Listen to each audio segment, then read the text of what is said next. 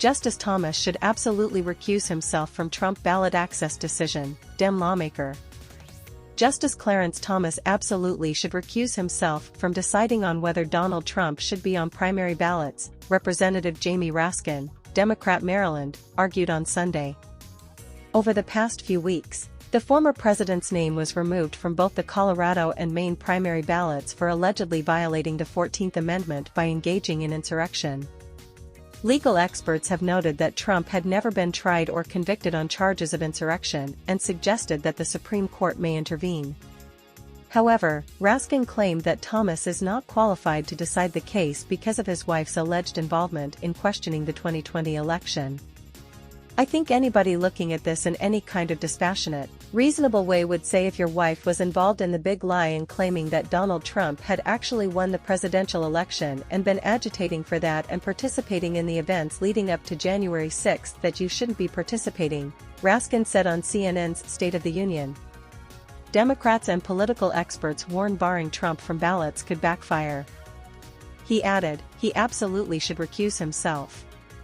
The question is, what do we do if he doesn't recuse himself? It was reported that Thomas's wife Ginny Thomas sent text messages to the then White House Chief of Staff Mark Meadows and encouraged him to try and keep Trump in office after the 2020 presidential election.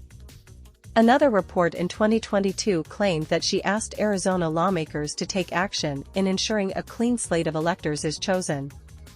Multiple Democrats have since called for Thomas to resign or recuse himself from decisions related to the January 6 Capitol riot, questioning the ethics of the Supreme Court itself. Raskin also referenced the Supreme Court's new Code of Conduct, though he criticized a lack of independent oversight. CNN legal expert Rip's Maine ruling to remove Trump from ballot would never pass muster in normal court. Finally, the Supreme Court has developed what they're describing as a code of ethics. It's not binding in the sense that they're not going to anyone else. They could have gone to, for example, circuit court justices. You could have had state Supreme Court justices on a panel, but they're deciding for themselves again whether they are in violation of their code of ethics, Raskin said.